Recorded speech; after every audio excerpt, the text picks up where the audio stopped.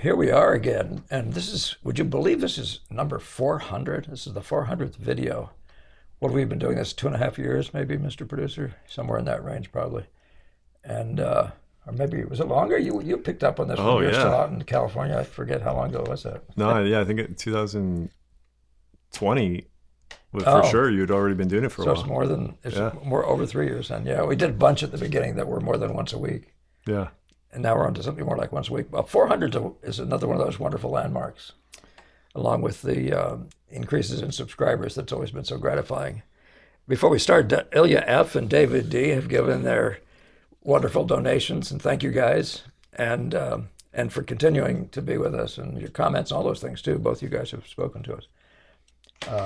By the way, do keep that all coming for everybody out there. Keep your keep your commentary, any kind of questions, discussion points. Remember, as it relates to the Boston School, one of the things, or my way of painting, but one of the things I find a number of people being offended by is thinking I'm making pronouncements about painting in general, about anything or something like that, and I'm not. I don't have any intention of doing that.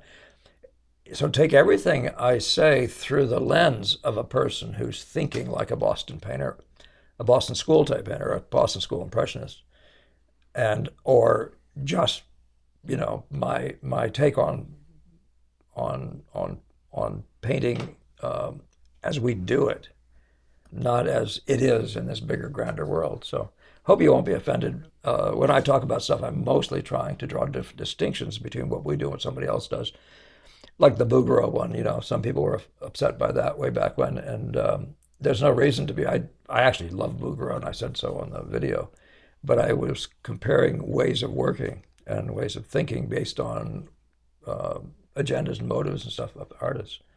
And the differentiation, of course, is on because of my background, between Gemmell as an academic essentially, and you could say Brackman, but the Boston School,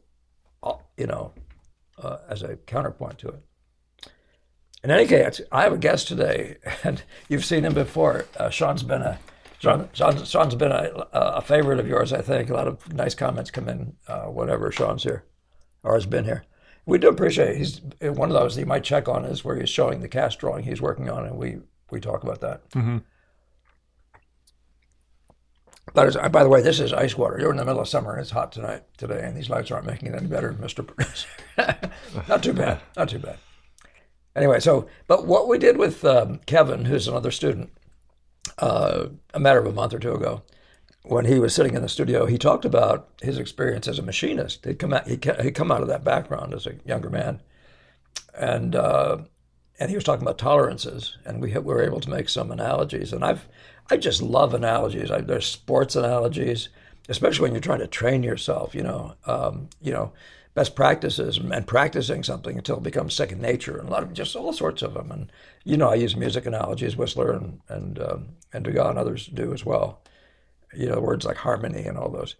Well, Shawn, as it turns out, is a chess player and a pretty good one. And I'm not going to try to make any analysis on you and told me what level you are. And it doesn't make much difference. We have reports of you playing with a friend of ours who teaches chess and whipping him. So, do I need to know more than that, people? Anyway, not to put you on the spot. Sorry about that. That's right. So I hope that guy doesn't hear this. No. He's a friend, and I don't want to make him feel bad.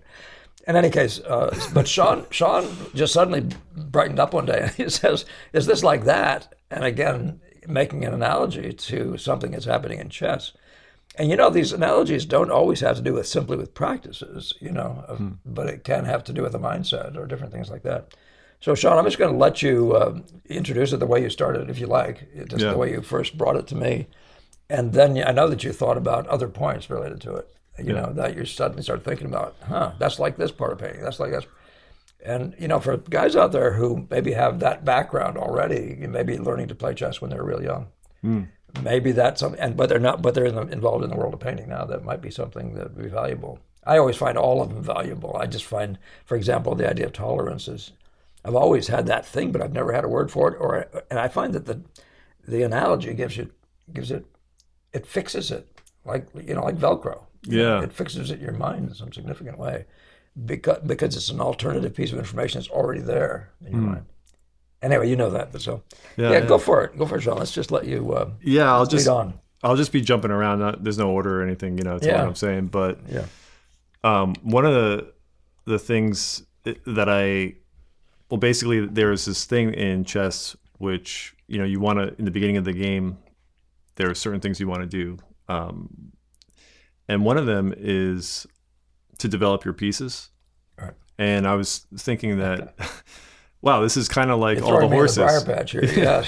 It's like Very you good. want to get all your pieces out there so that you're working with all of them at the same time. Yes. And it just seems so evident. That's, to get all the horses That's and really why excellent. you need them like that, That's really excellent. And so in chess, it's a matter of are there other words for that? It's called development. And you're trying to just make sure that all the pieces are in some sort of a unit. They have an idea. They're all started. Well, it's Because I've seen with chess games where some pieces are just sitting back there for a very, very long time too. yeah. Well, there's, primarily you would leave your king and your queen in their starting position for a while because you don't want to necessarily lose. You're at risk for losing your queen if you start playing with it early on. Yeah. But aside from that, you want to get your rook, your bishop, your knight. You want to get those minor pieces developed. And so part of it is just moving them onto the board so that they have access to more squares. Yes. Yeah.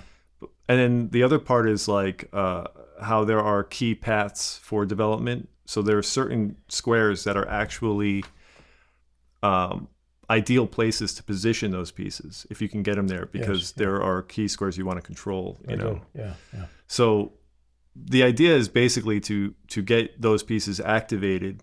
But then, of course, when you're so there's also a thing of like efficiency, because you want to try to activate your pieces in a way where you're doing like two things, let's say 2 or 3 things at the same time. Right. So, for example, one would be to move the piece so that you're actually activating it, but you're also, like, let's say if you move a pawn, you're also allowing for another piece like the bishop to then have access to be developed. Yes. So you're accomplishing 2 things with one move. Mm-hmm.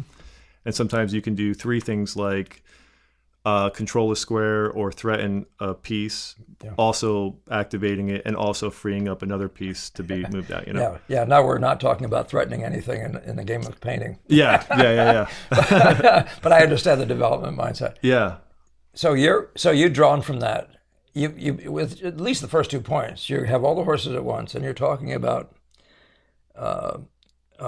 So how does that break out? And have you found that you're practicing, or what is it you found you're practicing better by having that comparison? Well, it just is, obviously it's the mindset that we bring to the table and that I'm offering, people to think about, in the Boston, what I'm calling the Boston School way of work. And you can see it in the starts of those things. And I've talked to people about starts. But what you're bringing up, of course, is this. But let's you just tell me what.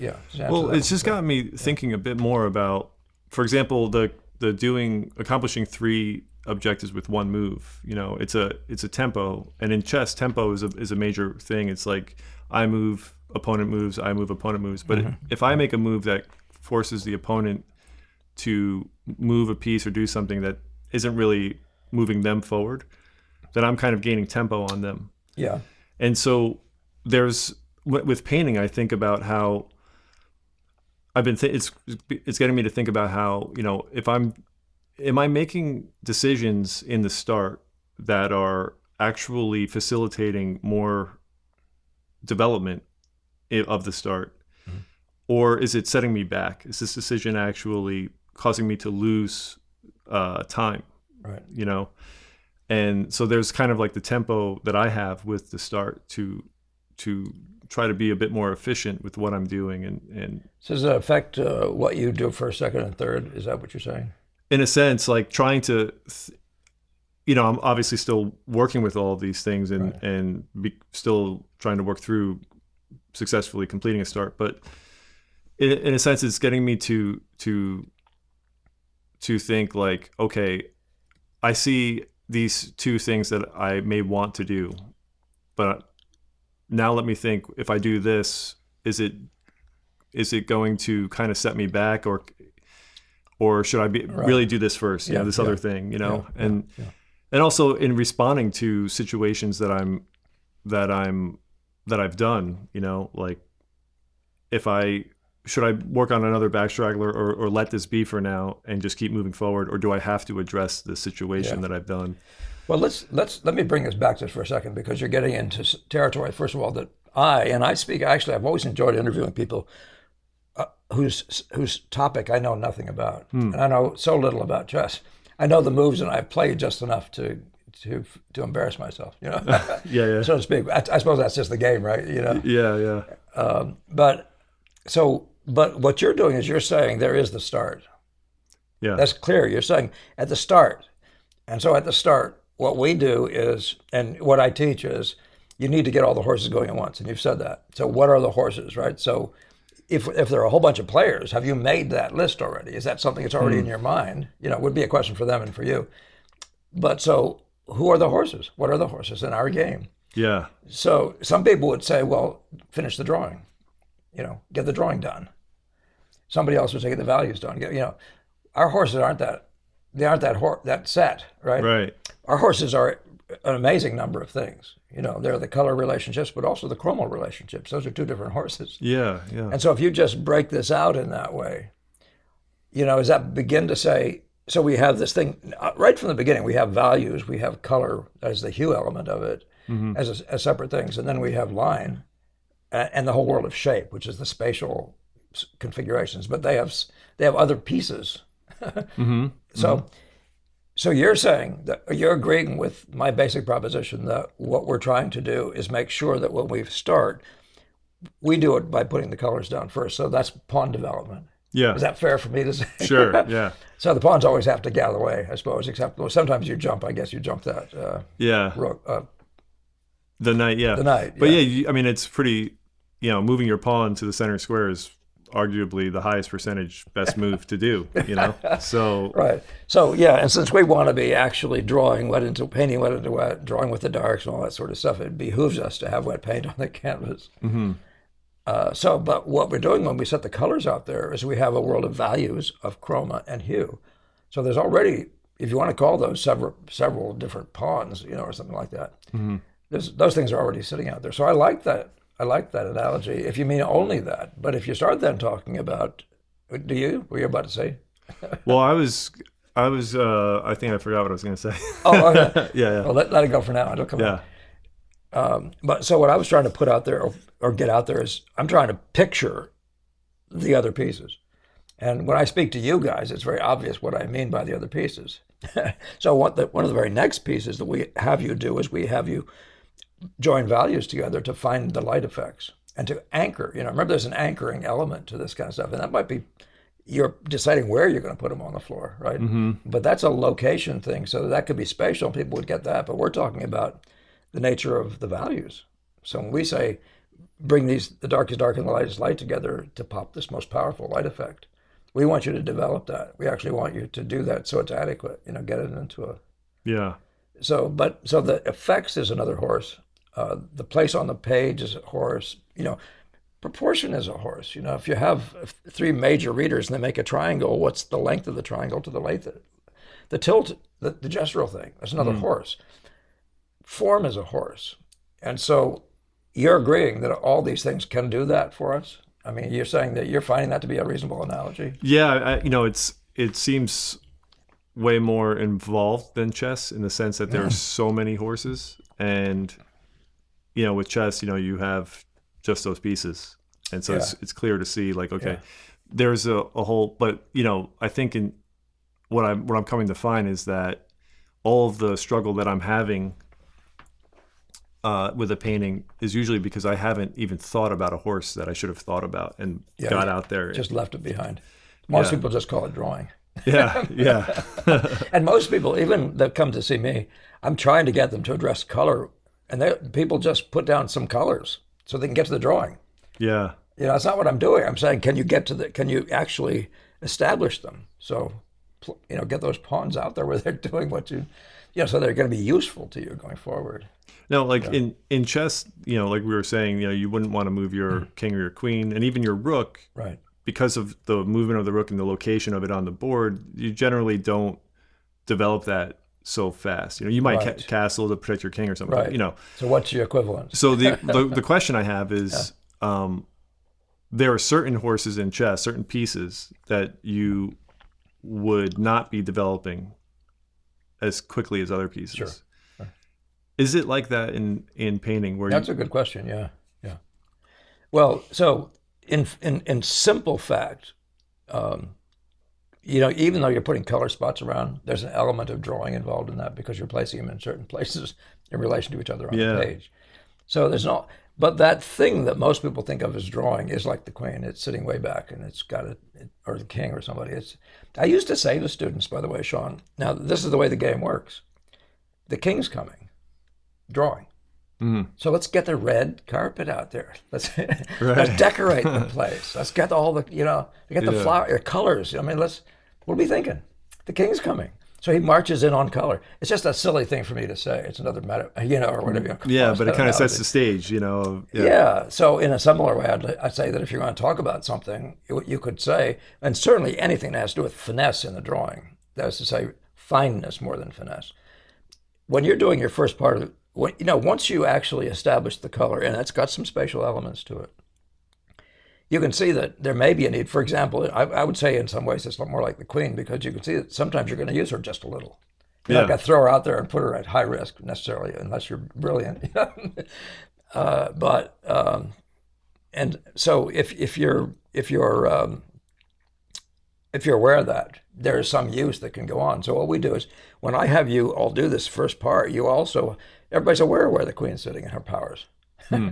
So even when you put these colors just out there by themselves, but when you go and start bringing two colors together to find out whether or not you have the values right, which is what we do,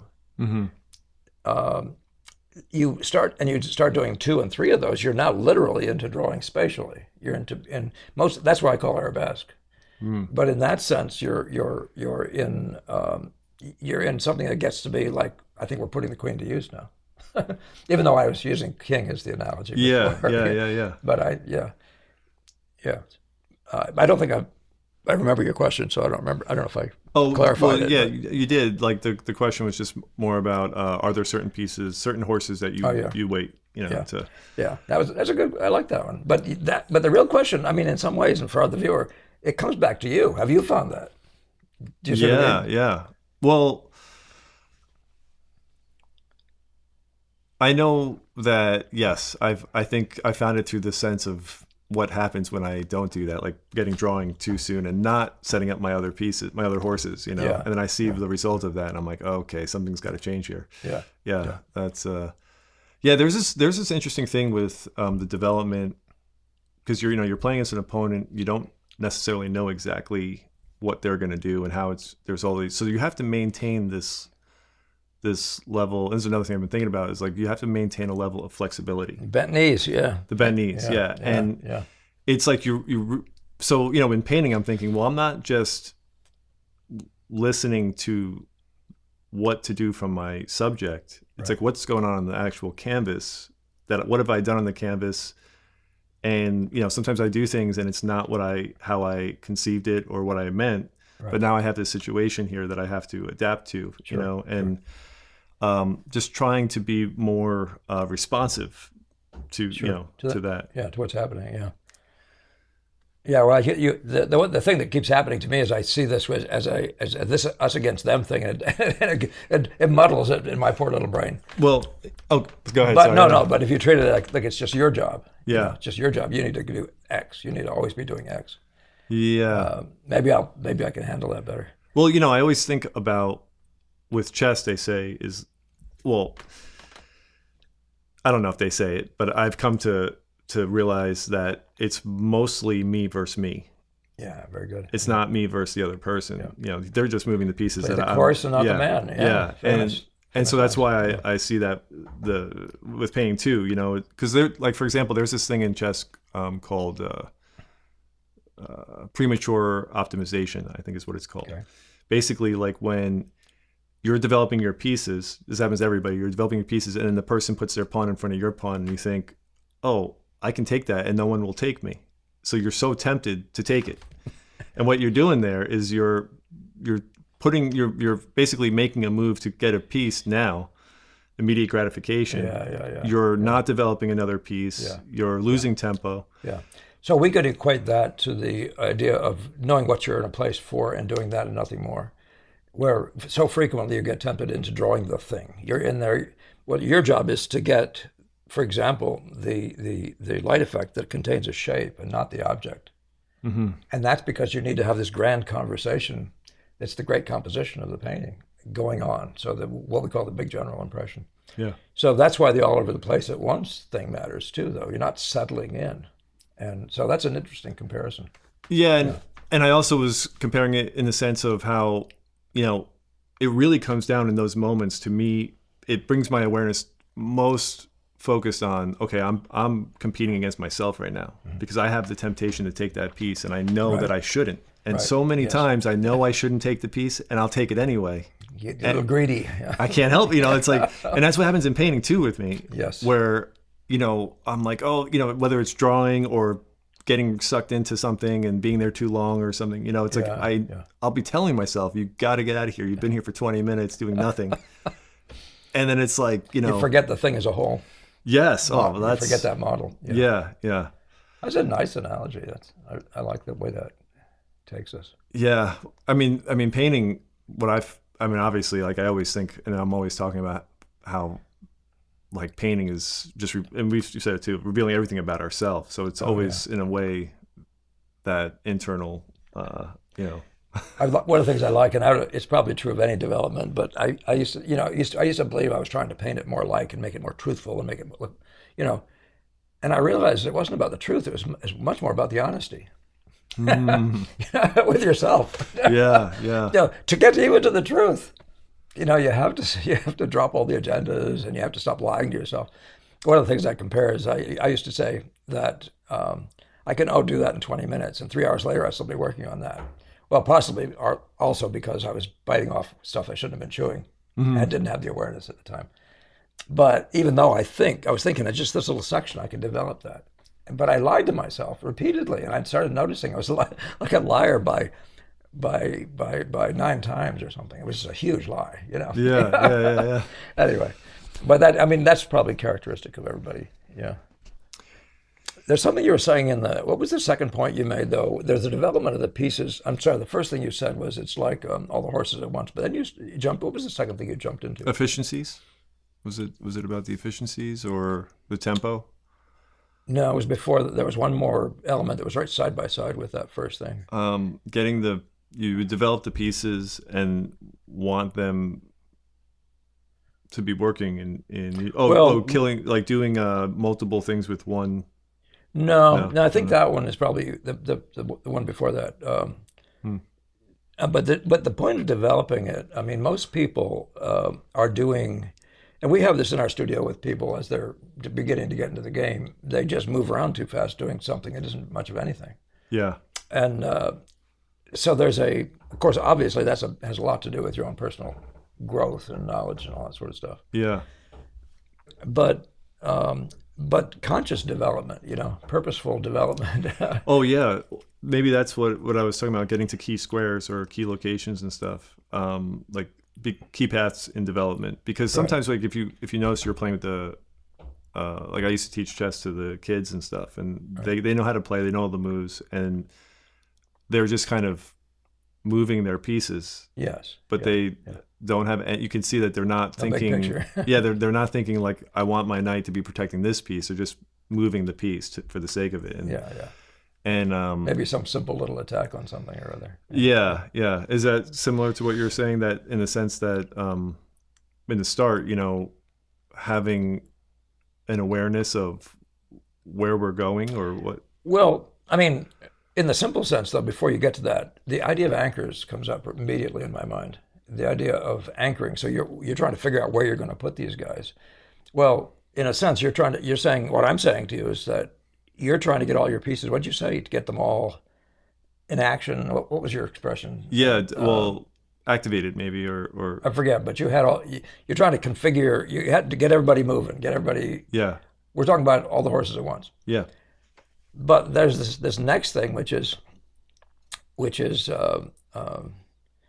developing the pieces, I guess is the best way to say it. And I'm trying to get myself over to that with the idea of anchoring in mind. So what you're doing, if you're saying, what's my light is light and dark is dark, while you're doing the color blobs. Yeah. You see there's a point in that. Yeah, there's a super important part of chess, which is controlling the center. Right. Because when you have control of the center, you have access to the most squares from that center. Right. So when you're developing a piece, just like you want to potentially attack a piece or protect a piece, you also always want to be thinking, can I protect or control the center with this development? Right. So that it always adds like a larger objective that with everything that you're doing, you can be. Right. I know that's getting into the theorizing thing. No, that's okay. But I see what you mean. Yeah. Well, but I mean, the idea of anchors is a very simple one in our world. We say, where's the top and bottom of this going to be? Where's the lightest light? Where's the darkest dark? And what's the most chromatic note? And so if you're saying developing pieces, does it fit that model? Is that in some way, is there something useful in that? Because it makes me think, anchoring, getting this guy there to do something that's going to be permanent for the picture. Yeah. Well, I mean, that's the structure of shall we say? There's like a thing called imbalances, right? Which is basically like you have to read the game when you're playing. Okay. And so you can say like, I have tempo, but I am behind in controlling the center. Okay. And you have to play the game. You either decide like, I'm gonna go stronger on my tempo and take advantage of the tempo I have, or I have to actually make a decision to change my strategy and gain control of the center. Right. But typically, I always find that if I don't know what to do or what's going on, like I'm always trying to maintain control of the center. Okay, yeah. And so to me, that's like an anchor in chess where I'm like, if I'm developing pieces, if I'm doing whatever, I'm also like maintaining that control of the center. Yeah, well, so in painting, if you said, I'm asking you now to make the comparison, but if I said we need to anchor all these guys, would that be the equivalent of holding the center or getting the center going? We need all these guys. We need to see them performing their role in the context of what? Well, the big picture for us in painting, the big picture. So we're looking at the location of the major, whatever you can call it, where some of the exits are. So, we're looking at the list I made a second ago about the highest note and highest value of the chromas. But the whole point of it is, in the anchoring thing, is to get to a place where you have control of your objective. Yeah. So you're larger, and for us, the start is trying to get you to the point when you can look up and say, I know how this is going to end. You know what I mean? And I suspect there's something like that for you guys in a game. Not that you know, because they can always do other things, and we're not dealing with those guys. Although we are dealing with our own curious inadequacies or deviations by what would you call it? By temptation. Yeah. I mean, I think we probably wouldn't find. We'd get into theorizing if we were going to try to like really pin it down. Yeah. But I'm looking. It's a loose thing. It's not trying to be too tight. I think loosely, like those major things like controlling the center is an anchor. Like it's. Well, but I'm building in a bunch of anchors to control ours. In other words, the center for us is the big impression.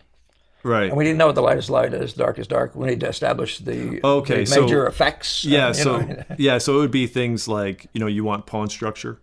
Okay. And you want to have your rooks on open files. There you go. Things like that. Yeah. Like now, have you run into that thought before, with this conversation to yourself? No, I don't. I'm not trying to put you on the spot. No, I don't think I did necessarily in that way, but it makes sense. I'm just trying to make it actually really useful to me. Forget.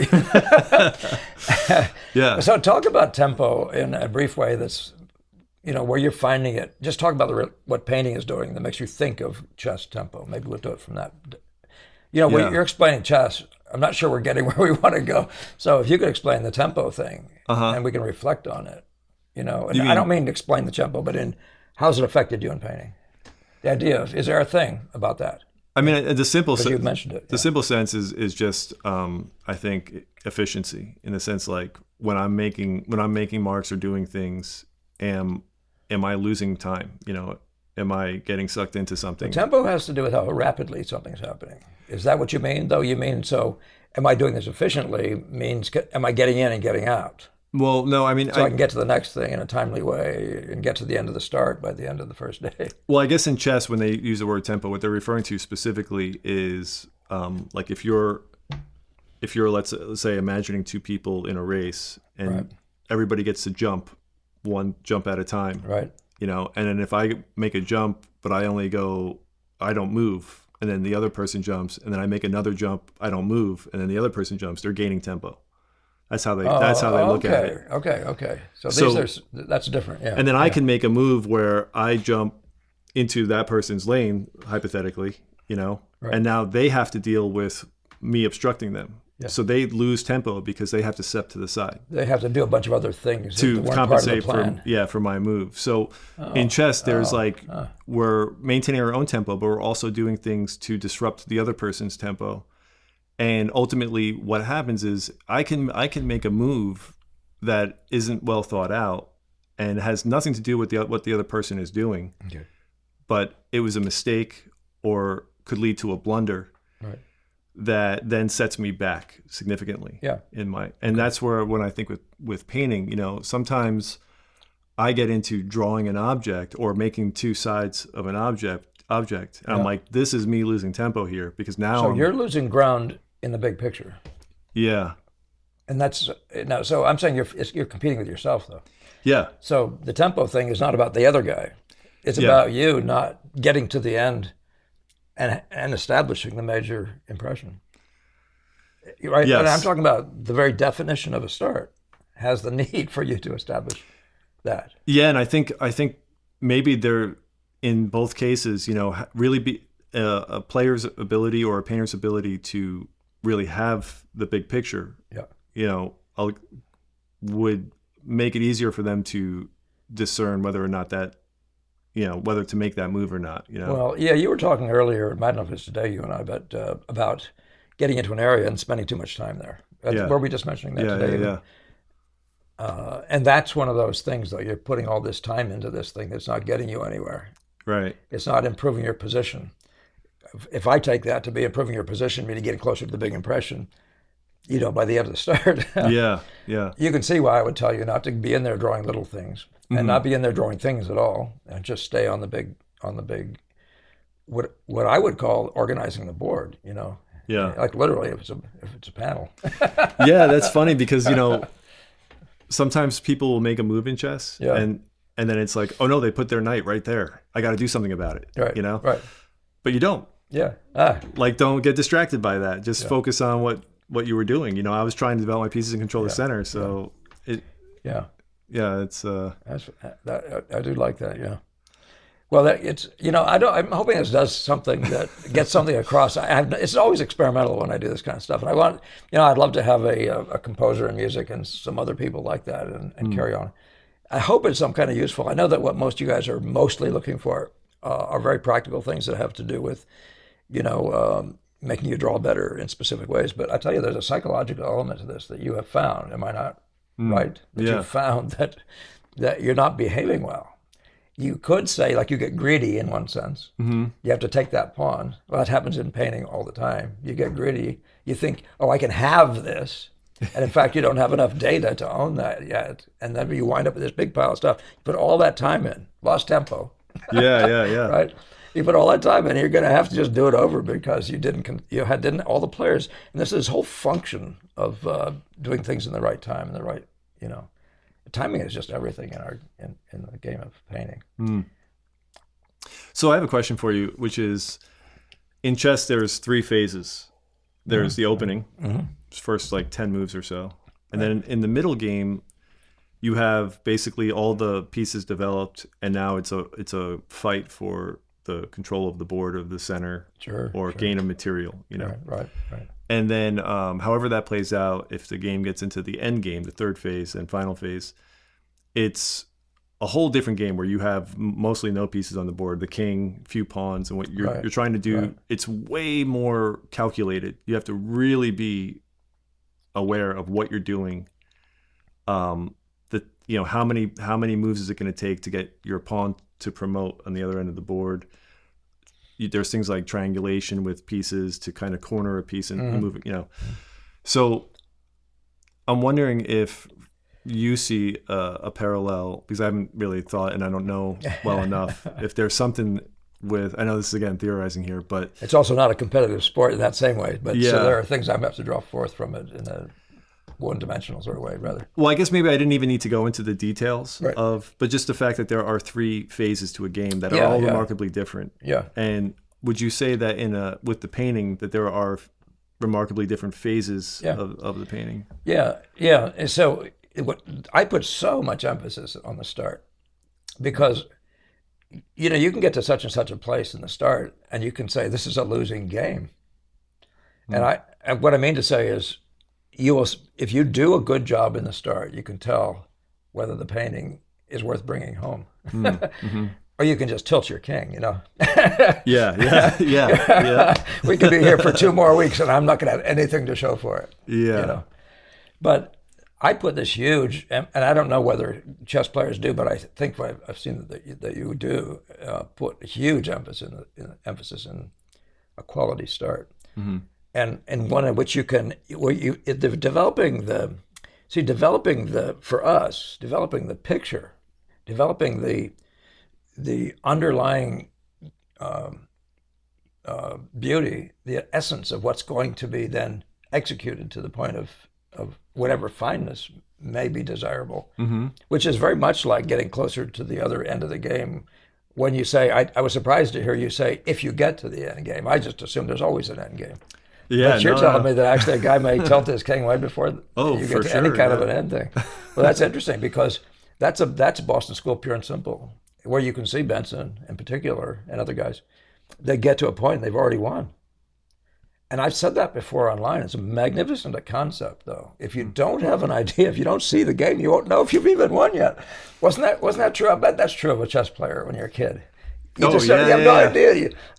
So you just keep playing and playing, pretty soon you're losing or something. Yeah, and oddly enough too, there's a lot of times where kids would be winning and totally dominating the board, right, but not know how to bring it home. Yeah. Well, so the bringing it home in our case is set up by the start. If you don't have a preconceived idea, let's say if you haven't put enough marks down to see on your canvas why you even started painting this picture, then you haven't finished the start. You haven't done enough development and all that sort of stuff. And so I would call there's something about the start that's that important that you need to. So I would say, it makes me think that in chess you must have at some point in that thing you realize you're in the Queen's Gambit, which is the only word I've ever heard lately. You know what I mean? Yeah. But you know what I mean? But you're in charge of that. You got that going on, and you need to get that. Now there's this huge developmental middle.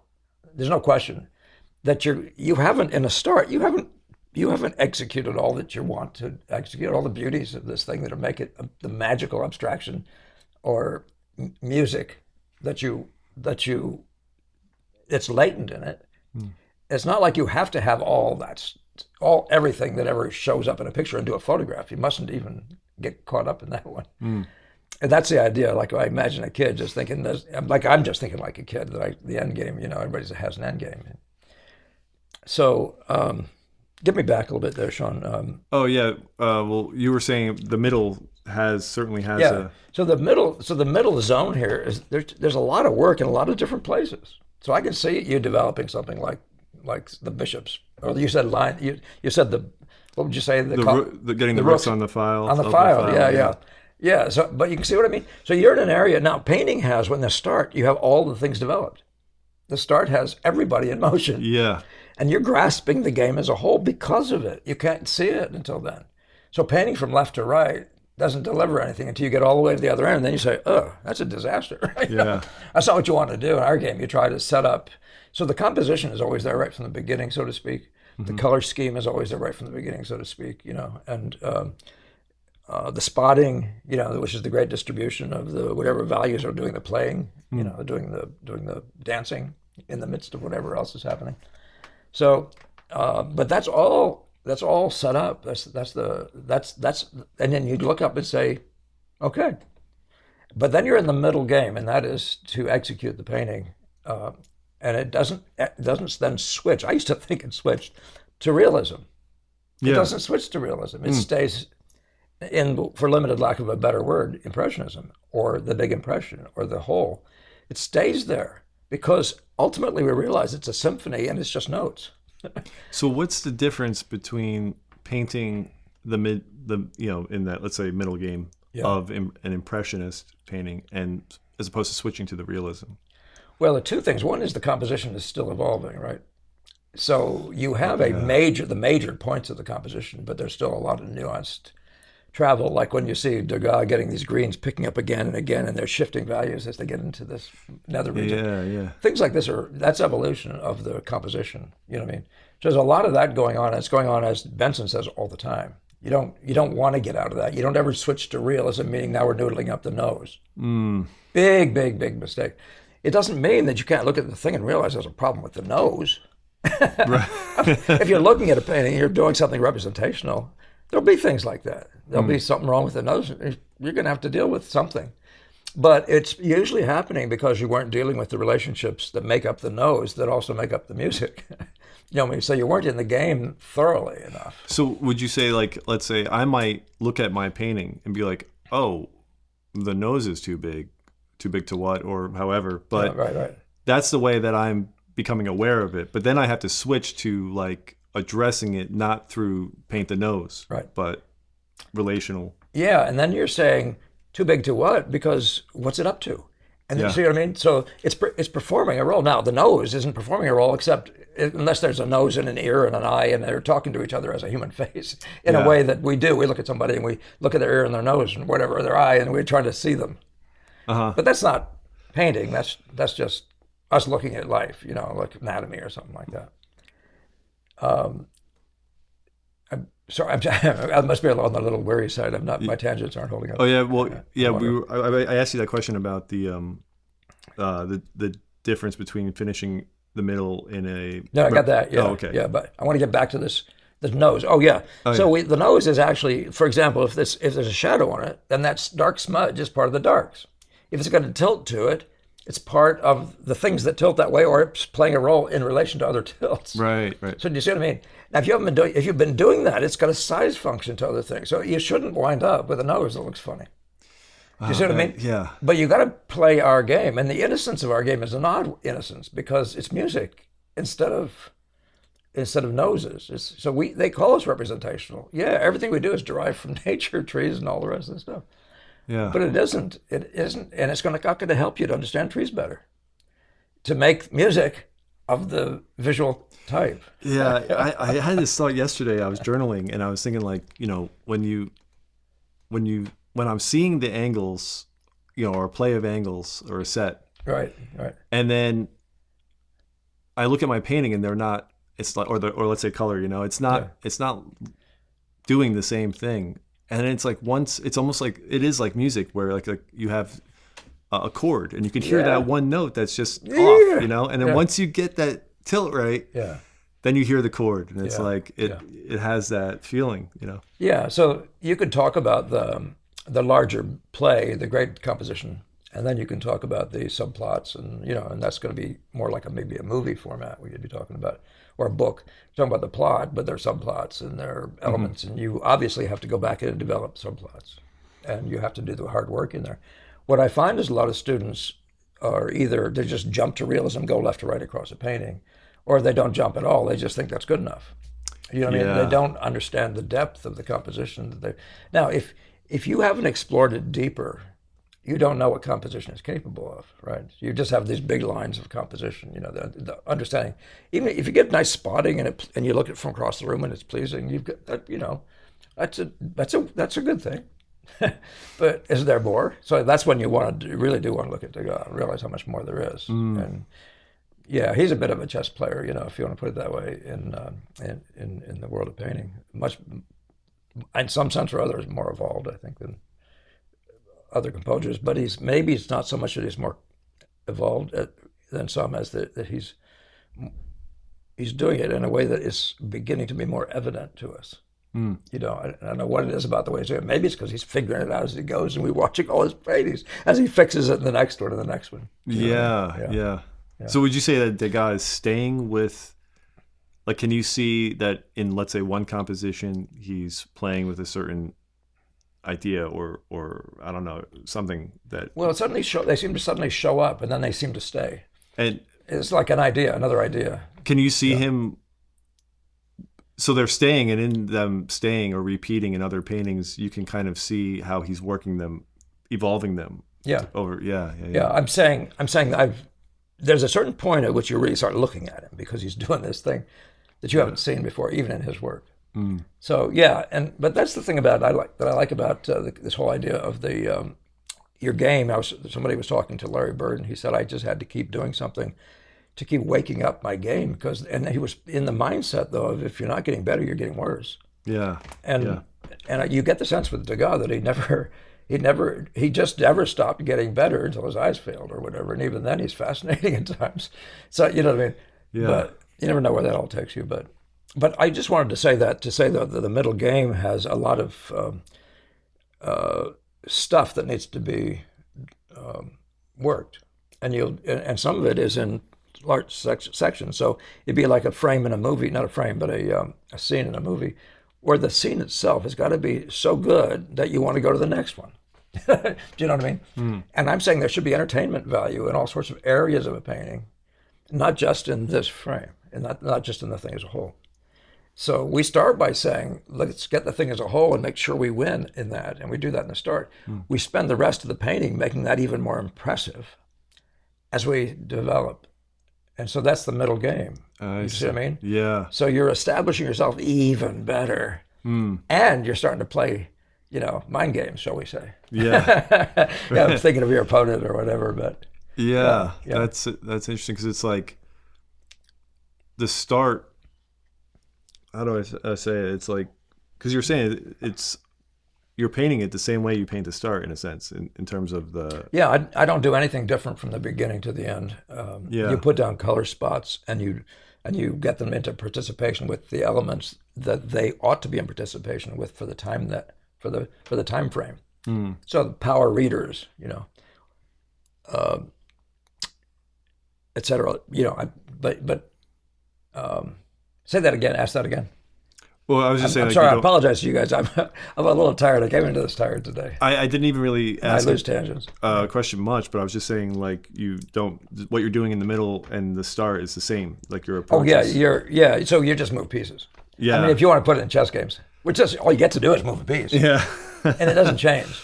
So in our case, all you're doing is moving a color node or adjusting what happens where it meets something. Or now you might be adding a color node. Mm-hmm. Let's say refining is a better word for it, because I mean obviously it fails in chess because you're not adding pieces, But in our case, you're adding something.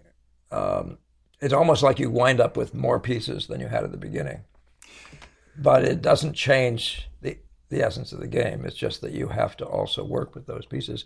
Those same pieces show up again and again, though. It's just the color of the values and what the larger word for the word what we mean by line, which is the spatial data.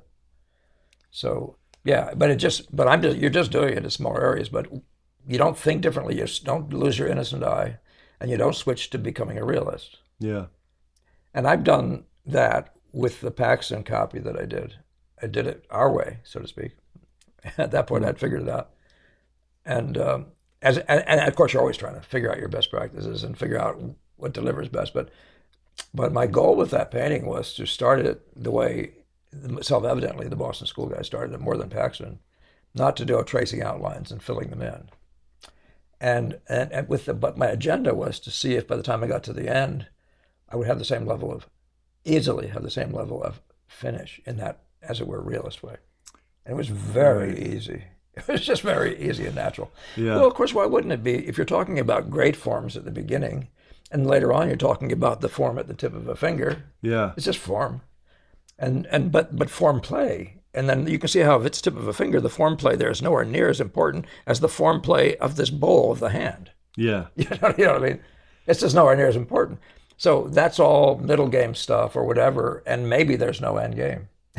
Yeah, it's almost like the realism game creates an infinite amount of parts. And it's exactly right. And it creates parts that don't work in painting. Yeah. They're impractical for our world, yeah. Our world is an eyeball world, and the paint is stuff. on a table that you're going to put over here. It's just much more simple. Yeah. When you start saying it's a nose, man, what are you, my doctor? You know, and then you see books on the anatomy of trees. I mean, like, hello. Yeah. I'm a botanist now. I mean, like, whoa. And how many other things do I have? I've said that before. I don't want to overdo that one. Would you say that it's a fair comparison to say, like it's the difference between reductionist and holistic thinking in that sense? I guess that's a good thing to say. Is there a comparison in chess like that? No, I'm just thinking. No, I know. No, I just thought maybe there was, but yeah, at least not that I'm aware of. But one of the biggest problems you guys bring to me is you're reductionist by definition. Yeah. Nobody comes in holistic. You don't know how to do it. You don't even know what the pieces are, frankly, that you're trying to be whole with, But that's why it matters so much to be all the horses at the start. So you're addressing everybody and saying, who's playing? You're picking your team, sort of. Yeah. Well, that's holistic. All over the place at once is totally the very definition of holistic. But to reduce it to a nose, it's so problematical. Reductionist sounds like it's very nothing. It's just making it more moderate. It's less of a problem. Yeah. You just have to memorize the anatomy of noses. Yeah, it's almost like you could, the logic might be like, oh, well, if I reduce it to something very small and singular, it'll be easy to manage. But you just never end up at the larger. And we always try to go back to the question of just do smaller things. It doesn't help. But one of the things that's fun about the Boston School and the way I'm talking about Impressionism is that it's all small things. It's all your size. You're a little ant. You're doing godlike things. But you got to be holistic.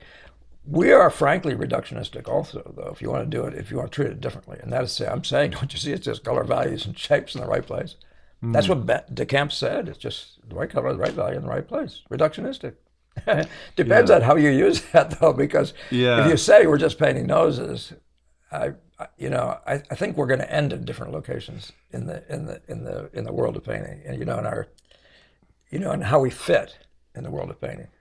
Yeah, that's. Did something else come to you? Have you covered all your territory? Let's see. Because this is a lot of fun. Yeah. I think. And it looks like Mr. Producer is pushing the end. Are we getting to the hour? Yeah. Yeah. We got 5? Yeah. Okay. Yeah, I think. Unless we start getting into really trying to extract the parallels or whatever. No, I just love that you've. Yeah. But so, Shawn, before we end this, why don't you just say, are you finding it useful to have the parallels?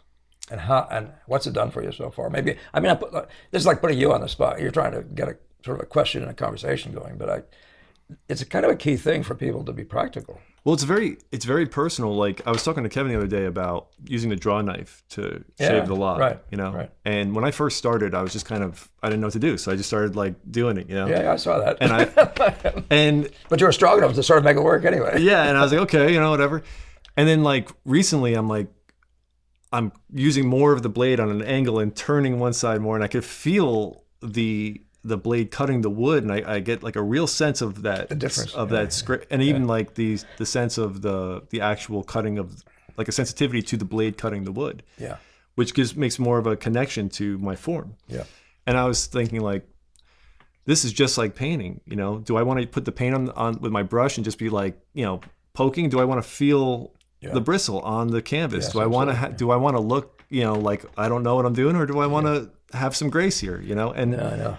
And the thing is that I think that's what these parallels and stuff, they're fun to talk about, but they're all so personal, because I don't know if that's for everybody or not, but that's certainly how, for me, the way I work is through association like that. Right.